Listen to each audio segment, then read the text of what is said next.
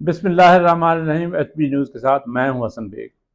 ناظرین، آج ہم بات کریں گے پاکستان کا جو نیا بجٹ آیا ہے کل، اور وہ بجٹ 2024-25 کا بجٹ ہے، آپ سب لوگوں کو پتہ ہے۔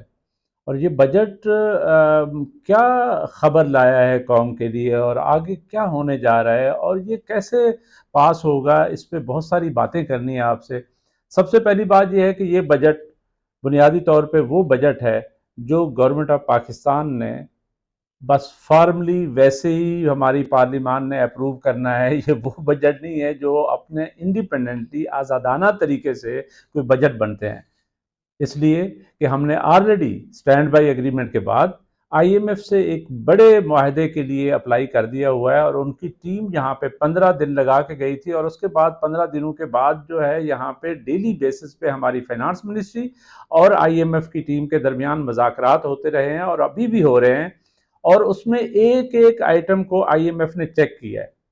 یعنی یہ وہ بجٹ ہے جو بنیادی طور پہ آئی ایم ایف نے اپروو کیا ہے، ان کی طرف سے اپروول آ چکی ہے، یا اگر کہیں پہ کوئی اختلاف ہے تو ہو سکتا ہے آنے والے دنوں میں اور زیادہ سامنے آئے، لیکن تقریباً 99% وہ بجٹ ہے جو بنیادی طور پہ آئی ایم ایف اپروو کر چکا ہے۔ اب ہم نے، ہماری پارلیمان نے اس پہ ایک ٹھپا لگانا ہے، اور اسی بات پہ بہت سارے اختلافات بھی ہیں۔ اختلافات کس سطح پہ ہیں؟ پیپلز پارٹی نے مسلم لیگ نواز کے پرائم منسٹر سے کہا ہے، میاں شہباز شریف صاحب سے، کہ یہ بجٹ ہم سے تو شیئر ہی نہیں کیا گیا۔ آپ کیا کرنے جا رہے ہیں ہمیں تو بتائیں، آپ پرائیویٹائزیشن کی پالیسی کیا ہے؟ آپ کہہ رہے ہیں کہ نیو فسکل پیکٹ جو ہے آ رہا ہے، یہ نیو فسکل پیکٹ کیا ہے؟ این ایف سی کے ہوتے ہوئے آپ یہ نیو فسکل پیکٹ کی کیا بات کر رہے ہیں؟ اور اسی طرح وہ کہہ رہے ہیں کہ ورکرز کا کتنا خیال رکھا جا رہا ہے، اور انڈسٹری کے متعلق آپ کی کیا پالیسی ہے؟ تو ان کی جو بھی ایک ٹریڈیشنل پولیٹکس ہوتی ہے، اس میں ظاہر ہے پیپلز پارٹی کے اپنے مطالبات، اپنا مینیفیسٹو ہے، اس کے مطابق وہ چلنا چاہتے ہیں۔ ان کا پرائیویٹائزیشن پہ بھی بہت سارا اختلاف ہے، اسی لیے وہ ابھی تک میرا خیال ہے گورنمنٹ، کولیشن گورنمنٹ کے ہوتے ہوئے، ان کے اتحادی ہوتے ہوئے، کانسٹیٹیوشنل عہدے انہوں نے لے لیے ہیں، لیکن کوئی کیبنٹ کا حصہ نہیں بنے۔ اور کہنے والے کہتے ہیں کہ یہ بنیادی طور پہ کسی اور چیز کا پیش خیمہ بھی ہو سکتا ہے یہ بجٹ۔ آپ کو یاد ہوگا کہ زرداری صاحب پاکستان سے اچانک دبئی چلے گئے تھے، اور وہاں جا کے انہوں نے بہت ساری وہاں کے حکمرانوں سے لے کر بہت سی میٹنگ کی ہیں، جس میں ایک بہت امپورٹنٹ میٹنگ جو ہے وہ آپ لوگوں نے سنا ہوگا، وہ ملک ریاض کے ساتھ کی تھی۔ ملک ریاض کہا جاتا ہے کہ انڈائریکٹلی شاید ان کی پارٹنرشپ بھی ہے کراچی کا جو بحریہ ٹاؤن ہے اس میں، اور ہو سکتا ہے یہاں پہ بھی ہو۔ لاہور میں آپ لوگوں کو پتہ ہے محل نما ایک گھر بنا کے دیا ہے زرداری صاحب کو۔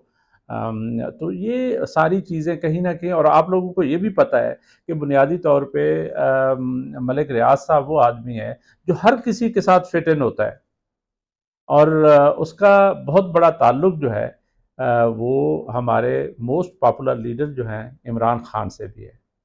اور ابھی عمران خان صاحب نے یہ کہتے کہتے یو ٹرن لے لیا کہ پہلے تو وہ کہتے تھے صرف میں نے پاورفل لوگوں سے بات کرنی ہے، آپ لوگوں کے یعنی پولیٹیکل لوگوں کے پاس تو کوئی پاور نہیں ہے، تو میں کیوں بات کروں؟ لیکن ابھی اچانک انہوں نے کہا کہ نہیں، اچکزئی صاحب کو انہوں نے یہ کہہ دیا ہے کہ آپ جائیں، پیپلز پارٹی کے ساتھ بھی مذاکرات کریں، اور نواز شریف صاحب کے ساتھ بھی کریں، مسلم لیگ کے ساتھ بھی کریں، اور فضل الرحمان سے آلریڈی چل رہا ہے۔ تو اس کا کیا مطلب ہوا؟ اس کا مطلب ہے کہیں نہ کہیں کچھ جو ستارے ہیں وہ ڈیفینیٹلی گردش بھی کر رہے ہیں، اور کہیں نہ کہیں کوئی ستارے سیارے ملنے کے چکر بھی ہے۔ میں اس لیے بات کر رہا ہوں کیونکہ بات مجھے بجٹ پہ کرنی ہے، لیکن اس کا بیک گراؤنڈ آپ کو سمجھا رہا ہوں کہ اس بجٹ پہ جو اختلافات ہیں ان کی بیہائنڈ کوئی ریزنز ہیں اس آنے والے دنوں میں، کہ یہ اختلاف جو ہے نا ایک اور اتحاد پہ منچج ہو، اور وہ اتحاد جو ہے وہ فضل الرحمان صاحب، پیپلز پارٹی اور پی ٹی آئی کے درمیان ہو سکتا ہے، میں آپ کو بتاؤں۔ اور یہ اتحاد اگر ہو گیا تو یہ بڑا ڈیڈلی اتحاد ہوگا، اور یہ اس طرح یہ حکومت پھر نہیں چل سکے گی۔ پھر یہ آئی ایم ایف کے پروگرام کا کیا بنے گا، یہ ہمارے بجٹ کا کیا بنے گا، یہ آنے والے دنوں میں دیکھیں گے۔ لیکن اس کے ساتھ ساتھ ایکچولی میں نے بتانا تھا، احوال یہ ہے کہ یہ بجٹ جو ہے یہ بہت بڑی قربانی مانگتا ہے۔ قربانی کے دن وہ قربانی مانگ رہا ہے۔ قربانی کس کی مانگ رہا ہے؟ غریب آدمی کی مانگ رہا ہے، قربانی ہماری صنعت کی مانگ رہا ہے، قربانی ہمارے لوگوں کی مانگ رہا ہے، جو غریب آدمی پہلے ہی مہنگائی کے تلے پسا ہوا ہے، اس کے لیے اور زیادہ مہنگائی کے انبار لا رہا ہے۔ آپ لوگوں کو پتا ہے کہ تقریباً 2000 ارب، دو یعنی خرب، 2000 ارب کے نئے ٹیکسز لگائے گئے ہیں، اور اس کے بعد آپ کا یہ جو بجٹ ہے اس کے لیے جو ڈیٹ ہے یا جس کو کہتے ہیں قرضہ ہے اور اس کا سود ہے، اس کے لیے 9700 بلین رکھے گئے ہیں، یعنی آپ کے ٹوٹل بجٹ سے 50% سے زیادہ صرف ایک مد میں جانے ہیں۔ اور اس کے ساتھ ساتھ ٹھیک ہے کچھ تھوڑا بہت انہوں نے کیا ہے ملازمین کے لیے، جو سرکاری ملازمین ہیں اور پینشنرز کے لیے، لیکن ان پہ جو ٹیکس لگا دیا ہے، اگر کسی کی تنخواہ جو ہے وہ فرض کیا 20,000 بڑھی ہے تو اس میں سے 18,000 انہوں نے ٹیکس میں واپس لے لیا ہے۔ یہ بھی ایک بڑی ظلم اور زیادتی والی بات ہے۔ لیکن اصل بات یہ ہے کہ جو ہمارا سی پیک ریوائیو ہونا تھا، جو ہماری انڈسٹری آنی تھی، آپ نے جب وہ ایگزیمپشنز ختم کر دی، 3,900 ارب کی ایگزیمپشنز حاصل تھیں، سیل ٹیکس میں 2,900 اور تقریباً 450 انکم ٹیکس میں، اور کسٹم ڈیوٹی میں 500 سوا 500 ارب کی تھیں۔ وہ باوجود تھی کیونکہ ان سب کا کوئی نہ کوئی مقصد تھا ان ایگزمپشنز کا۔ یہ ایسے ایگزمپشن نہیں ملی ہوئی تھی کہ یہ ایسے ہی، یعنی اب اگر میڈیسن پہ جو ہے آپ سیل ٹیکس لگانے جا رہے ہیں، جو کہ لگ رہا ہے، ایگریکلچر پہ لگانے جا رہے ہیں، آپ جو ہے عام جو اسکول میں بچہ پڑھتا ہے وہ غریب، اس کی چیزوں پہ آپ نے یعنی قلم اور دوات پہ بھی جو ہے وہ ٹیکس لگا دی ہے، اور سیل ٹیکس لگا دی ہے۔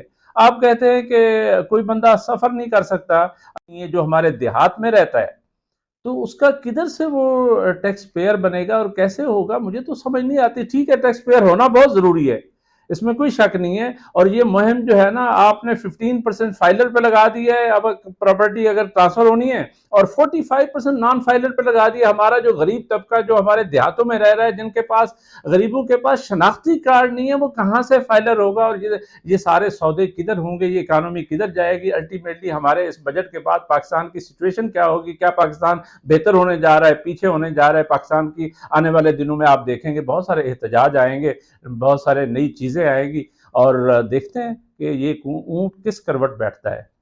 اس کے ساتھ ہی حسن بیگ کو اجازت، اللہ حافظ۔